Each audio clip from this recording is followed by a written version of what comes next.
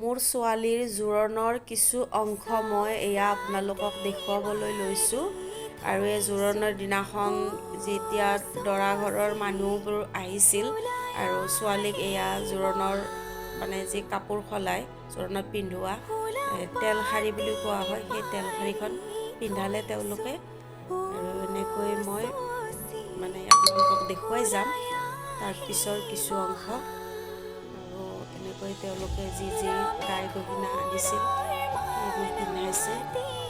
অকণমান নিয়মটো কৰি দিছে, তেল অকণমান দিছে, বাকী বস্তুবোৰ সামগ্ৰীবোৰ বেগত ভৰাই ছোৱালীক দি দিলে।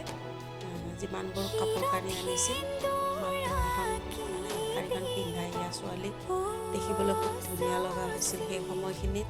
আৰু এই হালধিৰ ৰেচম গোটেইবিলাকে হালধি ইজনে সিজনৰ পিছত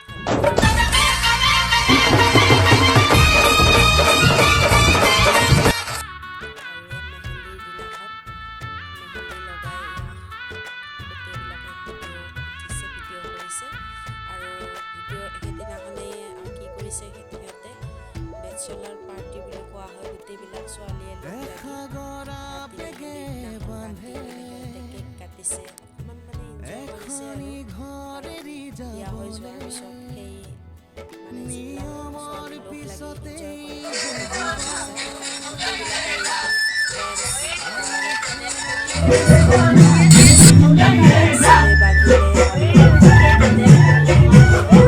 লাগি সিজনৰ গলত ধৰি হাঁহিছে, কান্দিছে, কাৰণ একেলগে ইমান বছৰ সময়বোৰ পাৰ কৰিলে আৰু এতিয়া বিদায়ৰ সময় আহি আছে, গতিকে অকণমান ইম'চনেলো হৈ গৈছে।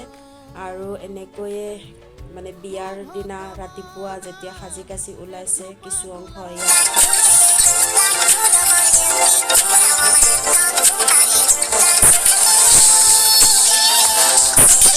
জোৰণৰ ভিডিঅ'টো চাই কেনে পালে কমেণ্টত জনাব আৰু মোৰ ভিডিঅ'টো লাইক, কমেণ্ট, শ্বেয়াৰ, ছাবস্ক্ৰাইব কৰি দিব। Bye bye friend.